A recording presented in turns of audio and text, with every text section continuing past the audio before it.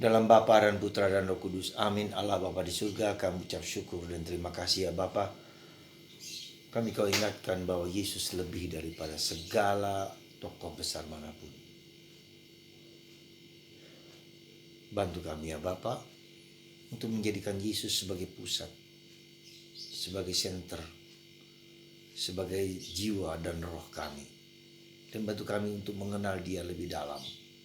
Bukan hanya sebagai pengetahuan, tapi sebagai pribadi yang merasuk dalam diri kami.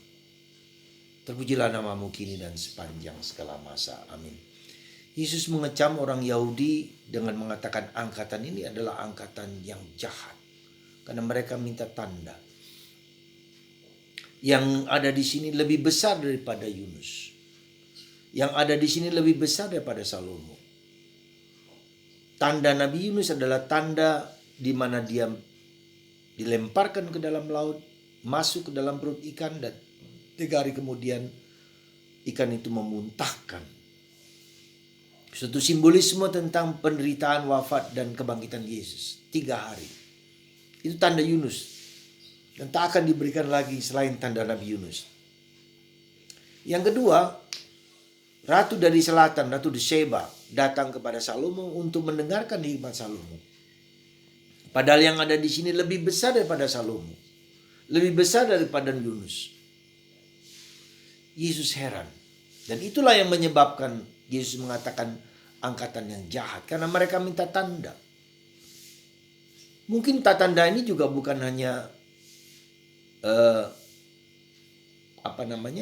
zaman Yesus dulu. Mungkin juga kita seringkali juga minta tanda dari Tuhan. Kalau saya tidak ada bukti, saya tidak akan percaya kepada Tuhan. Yesus sudah memberikan tanda itu. Penderitaan, wafat, kematian, dan kebangkitan itu tanda yang paling besar, yang tak perlu dikatakan. Dan tanda lain, tanda Ekaristi. Yesus mengubah roti menjadi tubuh Kristus. Kita masih ingat di Lanciano tahun 591. Seorang pastor yang ragu-ragu bahwa itu sungguh-sungguh tanda Yesus. Lalu ketika roti itu jatuh menjadi daging yang sampai sekarang masih ada di Lanciano, Italia. Dan ada dalam Monstrans. Tahun 1961 daging itu dicek. Itu mirip dengan hati manusia. Golongan darah AB. Golongan darah Yesus. Ada banyak mujizat Ekaristi yang luar biasa. Itu tanda. Jadi setiap kali kita merayakan Ekaristi, kita merayakan mujizat Tuhan yang terindah. Kalau kita mau minta tanda apa lagi? Tanda yang kehidupan kita, banyak orang disembuhkan dari segala macam penyakit. Apapun juga, Yesus memberikan mujizat. Ya, orang mati dibangkitkan. Ya, orang sakit apapun, kusta disembuhkan. Berbagai macam penyakit telah disembuhkan oleh Yesus. Hanya oleh Yesus. Apa yang tidak mungkin bagi manusia, mungkin bagi Allah. Saudara, apa yang sebetulnya mau diminta Yesus bagi kita? Kita percaya, yakin ya, bahwa yang tidak mungkin bagi Allah, bagi manusia mungkin bagi Allah.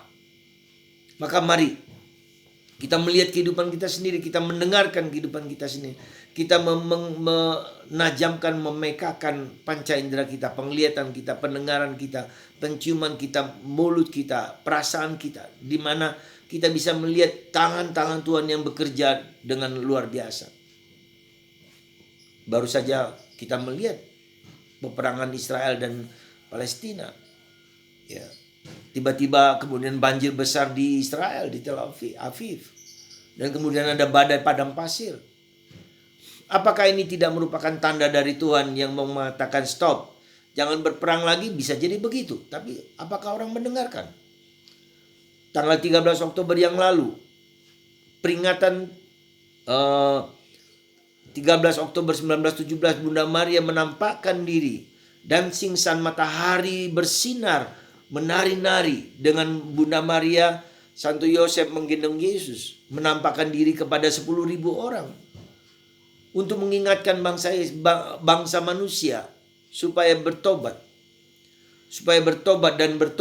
dan doa rosario supaya tidak ada malapetaka. 1918 Perang Dunia Pertama, 1945 Perang Dunia Kedua, ribuan orang meninggal.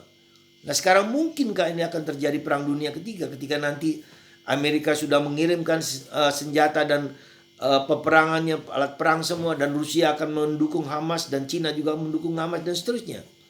Mungkin ini menjadi medan perang, bisa kita tidak tahu. Tetapi Tuhan telah memberikan tanda ya, dengan banjir, dengan badai angin, badai pasir. Ya. Saudara, kita gunakan mata kita gunakan pikiran kita gunakan hati kita. Ya. Ya. Supaya kita tahu bahwa panca indera batin kita yang mau mengatakan bahwa Tuhan sudah muak dengan kehidupan kita, maka kita bertobat. Mari kita juga mendengarkan sabda Yesus supaya kita juga mendengarkan supaya kita bertobat untuk berdoa dan mendoakan dunia. Kita kerasulan doa dengan doa-doa kita, dengan doa rosari pada bulan ini. Kita mohon supaya Tuhan intervensi dengan caranya sendiri yang kita tidak tahu dan kita tidak mampu berbuat kebaikan.